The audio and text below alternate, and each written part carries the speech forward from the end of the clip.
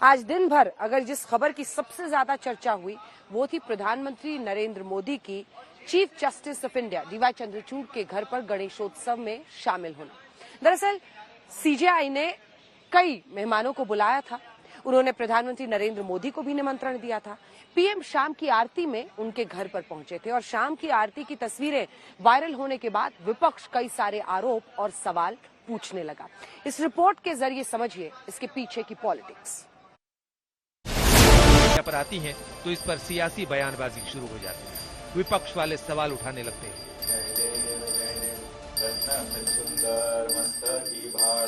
लेकिन chief justice साहब के पास प्रधानमंत्री जी गए और प्रधानमंत्री जी और सर हमारे चीफ जस्टिस साहब ने एक साथ मिलकर आरती भी उतारी भगवान की। हमारी शंका इतनी है कि क्या ये संविधान के रखवालदार इस प्रकार से अगर राजनीतिक नेताओं से मिलते हैं तो लोगों के मन में शंका है। हमारी जो केस है महाराष्ट्र में जो घटना बाह्य सरकार चल रही है और उसकी सुनवाई चंद्रचूड़ साहब के सामने चल रही है, तो हमें शंका है कि हमें न्याय मिलेगा, क्योंकि एक पार्टी है उसमें प्रधानमंत्री जी, जो हमारा मुकदमा चल रहा है उसमें पार्टी है केंद्र सरकार और केंद्र सरकार के मुखिया सर न्यायाधीश के सामने साथ आते हैं, घर में बैठते हैं। तो सर न्यायाधीश चीफ जस्टिस ने इस केस से अपने आप को अलग करना चाहिए। श्रद्धा और आस्था क्या सियासत का मुद्दा हो सकता है? और गणपति जी के समय किसी के घर पे जाते समय क्या उसका पद देख करके घर पे जाया जाता है? पद के ऊपर उठ करके श्रद्धा होती है। आदरणीय प्रधानमंत्री जी गणपति जी की आरती कर रहे हैं, इस बात को लेकर के उबाटा के नेताओं की आपत्ति है। स्वर्गीय बाला साहब ठाकरे जी की विचारधारा आप त्याग चुके हो, कांग्रेस के नाद में लगकर, ये सारा देश देख रहा है। पर कम से कम गणेश जी की आरती करना, किसी के घर सम्मानपूर्वक जाना, ये राजनीति का मुद्दा नहीं हो सकता। इतनी छोटी सोच, घिनौनी सोच, इससे ऊपर आने का प्रयास करें। विपक्ष ने आरोप लगाया तो बीजेपी ने भी जवाब दिया।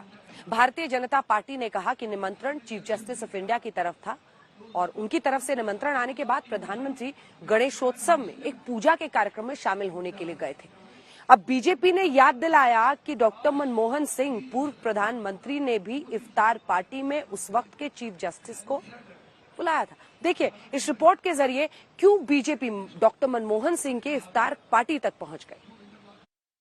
चंद्रचूड़ जी जब चीफ जस्टिस बनने वाले थे तो बड़ा लोगों को उम्मीद थी कि तमाम सारे लोग जो जेलों में बंद पड़े हैं अभी भी उनको उनकी बातें सुनी जाएंगी, लेकिन ऐसा हुआ नहीं। चंद्रचूड़ जी मंच पर कुछ और बोलते हैं लेकिन करते कुछ और है, और यह निजी फंक्शन था और इसमें प्रधानमंत्री जी को नहीं बुलाना चाहिए था। मैं इससे सहमत हूं। मुझे ऐसा भी समझ है कि शायद यह आपत्ति चीफ जस्टिस ऑफ इंडिया और प्रधानमंत्री के मिलने से नहीं है, यह आपत्ति गणपति पूजा से है। और स्वाभाविक है, chief justice of India Maharashtra से आते हैं, गणपति जी की उन्होंने उपासना रखी, उन्होंने बहुतों को बुलाया होगा और सभी गए होंगे। मगर जिस प्रकार से पहले डॉक्टर मनमोहन सिंह बतौर प्रधानमंत्री इफ्तार की पार्टी रखते थे, क्या उसमें चीफ जस्टिस नहीं आते थे? जब इफ्तार पार्टी में चीफ जस्टिस और प्रधानमंत्री मिल सकते हैं और बैठ सकते हैं, गुफ्तगू कर सकते हैं, they can break breads together, उस समय जब एक टेबल पर बैठ के दोनों की बात हो सकती है, वह भी एक त्योहार है, यह भी एक त्योहार है। दोनों त्योहारों के बीच ये पार्थक्यता क्यों है? बीजेपी ये भी कह रही है कि इस पर राजनीति करना बिल्कुल भी सही नहीं।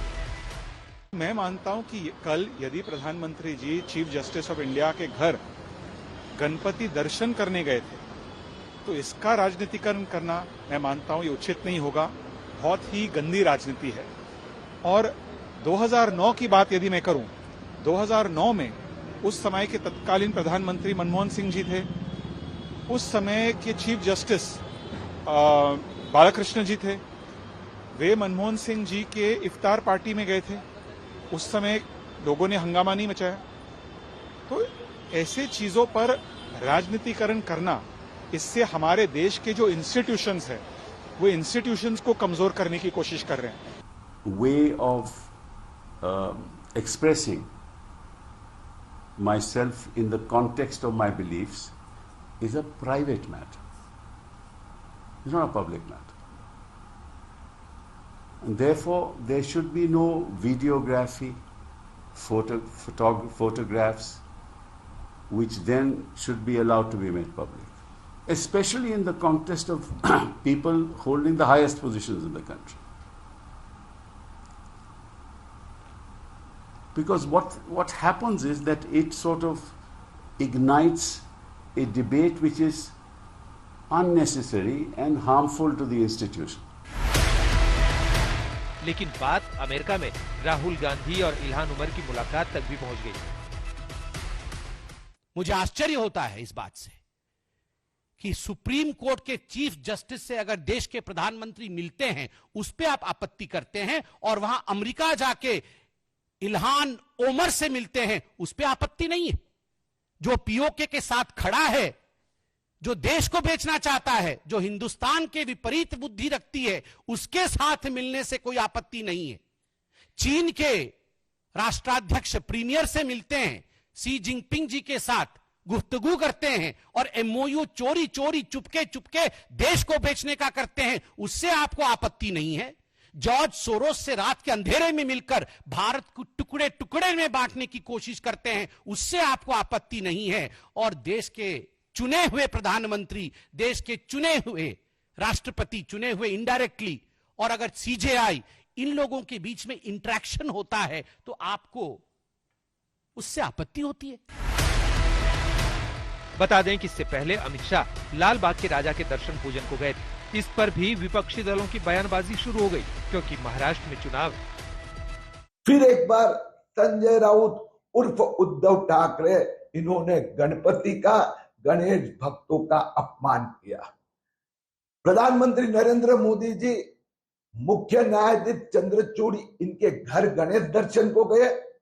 गृह मंत्री अमित शाह ने कुछ दिन पहले मुंबई में लालबाग के राजा के दर्शन किए। और जो संजय राउत, उद्धव ठाकरे ने प्रतिक्रिया दी है, ये गणपति का अपमान है, गणेश भक्तों का अपमान है। संजय राउत उर्फ उद्धव ठाकरे को डर किसका है? नरेंद्र मोदी जी का, अमित शाह का, धनंजय चंद्रचूड़ जी का, या फिर उनको गणपति का डर लग रहा है? चीफ जस्टिस के घर पीएम मोदी की गणेश पूजा को पहले विपक्ष ने मुद्दा बनाया, अब बीजेपी जवाब दे रही है। आज तक चारों तरफ से आज इसी मुद्दे पर दिन भर सियासी घमासान चलता रहा, तो हमने भी सोचा जम्मू कश्मीर में जब आज हम पंचायत कर रहे हैं और तमाम नेता पहुंच रहे हैं, केंद्रीय मंत्री डॉक्टर जितेंद्र सिंह आज पंचायत आज तक के मंच पर आए, हमने उनसे सबसे पहले यही सवाल पूछा। सुनिए क्या कहा उन्होंने जवाब में। हकीकत यह है कि विपक्ष के पास कोई मुद्दा है नहीं, और चुनाव का समय है, और जैसे हमारे प्रवक्ताओं ने भी इस बात को बहुत स्पष्ट तरीके से इसका स्पष्ट तरीके से इसको जाहिर भी किया कि ऐसा नहीं है कि पहली सरकारों में नहीं होता था। पहली बात तो ये कि यूपीए सरकार में भी होता रहा, वहाँ तो इफ्तार पार्टियां होती थी, वहाँ जज भी जाते थे, चीफ जस्टिस थे, जस्टिस बाला सुब्रमण्यम भी गए जब डॉक्टर मनमोहन सिंह जी ने इफ्तार पार्टी की। और दूसरी बात यह है कि अगर किसी के घर में कोई सोशल फंक्शन है या रिलीजियस फंक्शन है, तो या फिर उदाहरण के तौर पर शादी ब्याह है, तो क्या फिर जज को यह भी पाबंदी है कि वो किसी को आमंत्रित नहीं कर सकता? अब आखिरकार वो है तो समाज का एक सदस्य। Of course it is acknowledged that a sense of propriety has to be observed by a legal functionary, but that does not mix with his social life, and also the observance of the social responsibilities or obligations. कल तो फिर आप कहेंगे कि जज अपने बच्चों का शादी ब्याह भी नहीं कर सकता, क्यों? शादी ब्याह में नामालूम कौन कौन से मेहमान आएंगे, उनमें से तो मंत्री भी होंगे, सांसद भी होंगे, सरकारी अधिकारी भी होंगे, नामालूम कौन किससे फायदा ले रहा है। तो मुझे लग रहा है this is stretching it too far. हाँ, the sense of propriety has not to be carried on your sleeves. It has to be practiced. It comes out of conviction and the courage of conviction. तो मुझे लगता है कि इसको उस तरह से जोड़ करके इसको राजनीतिकरण करना ना ही ये हो पाएगा और ना ही ये मुनासिब है. पर इसको वो फिर वही बड़े इशू से जोड़ रहे हैं कि इंस्टीट्यूशंस कॉम्प्रोमाइज हो रही हैं देश में. चीफ ऑफ सबसे इंपॉर्टेंट इंस्टीट्यूशंस कभी दिखावे से कॉम्प्रोमाइज हो जाएं तो फिर वो इंस्टीट्यूशंस में इसका मतलब यह है कि वो मजबूती नहीं है. इंस्टीट्यूशनल का मतलब ही यह है कि उसकी एक इनहेरेंट स्ट्रेंथ होती है. It has not to be demonstrated.